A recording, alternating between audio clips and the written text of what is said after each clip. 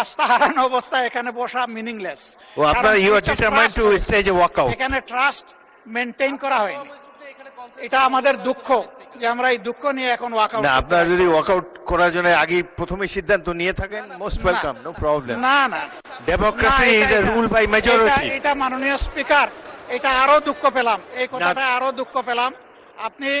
আপনার কাছে আমরা প্রথম দিনই আশা করেছিলাম, আপনিও বলেছিলেন যে আপনি জাস্টিস মেনটেন করবেন, জব সফার আপনি অনেক করেছেন, কিন্তু আজকের দিনটা এই সময় এসে আমরা জাস্টিস পেলাম না মাননীয় স্পিকার। মাননীয় বিরোধী দলের নেতা চিফ হুইপের অ্যাসুরেন্স যে প্রত্যেকটা বিল আগামী সেশনে আসবে, আপনার মেইন কোয়েরি তো এটাই ছিল।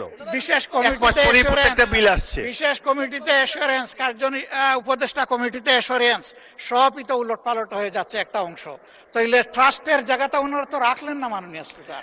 আমি তো বললাম যে বিরোধী দলের নেতা করার পরে আমরা কিন্তু সহযোগিতা করেই যাচ্ছিলাম, যে ঠিক আছে কনসেনসাস যা হয়েছে আমরা আর কথা বলবো না, আমরা হাতেই বুড় দিয়ে চলবো, আমরা চলেছি।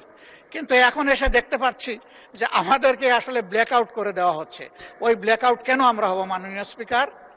মাননীয় বিরোধী দলের নেতা, আপনার প্রধান প্রশ্ন ছিল যে এই বিলগুলা যেগুলা উঠেনি এই অধিবেশনে, সেগুলার ফেট কি হবে, সেটা বিরোধী দল ট্রেজারি বেঞ্চ থেকে বলা হয়েছে প্রত্যেকটা বিল আনা হবে আগামী অধিবেশনে। মাননীয় স্পিকার, আমি স্মরণ করিয়ে দিচ্ছি, আপনি সেদিন বলেছিলেন রাত 12টা হলেও সেশন কন্টিনিউ করবে এবং সবগুলো আলোচনা হবে। এটা যদি হয় বসবো, শুনবো, 12টা পর্যন্ত আমরা অংশগ্রহণ করব, কোনো অসুবিধা নাই। কিন্তু এখানে বলা হয়েছে 16টা বিল এখন উত্থাপন করা হবে না, এটা তো বিশেষ বিলেরই তো সিদ্ধান্ত। ওই আস্থার জায়গা ওনারা নষ্ট করে ফেলেছেন। এই জাদুঘরের একটা ক্লজে ওনারা যখন আনবেন তখন ভবিষ্যতে বেঁচে থাকলে আমরা অংশগ্রহণ করব।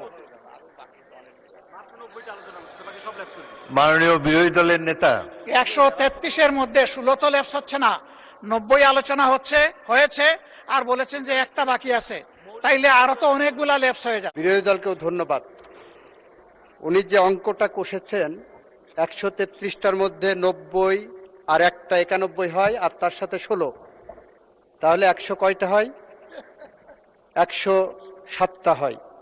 মানে স্পিকার, আমি আপনার মাধ্যমে মাননীয় বিরোধী দল নেতাকে বলছি, একটা বিলের মধ্যে এমনও আছে 3টা-4টা অর্ডিন্যান্স ইনক্লুডেড আছে।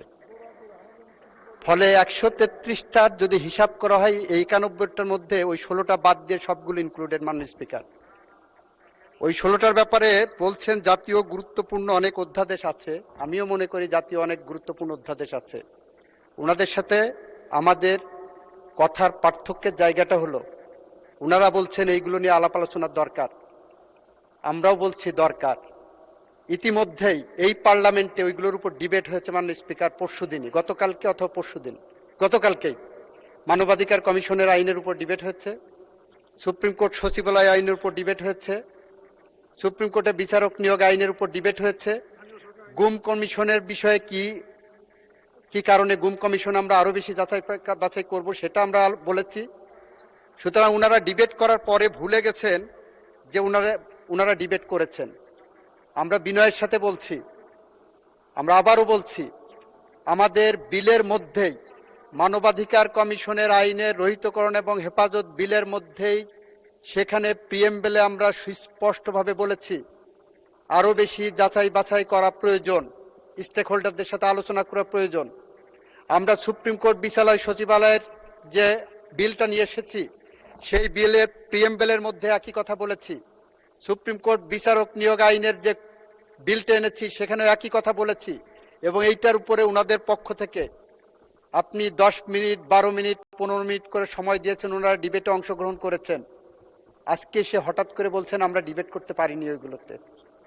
আজকে এসে বলছেন 91টা বিল পাশ হলো, তাহলে 133টার বাকিগুলো কি হলো?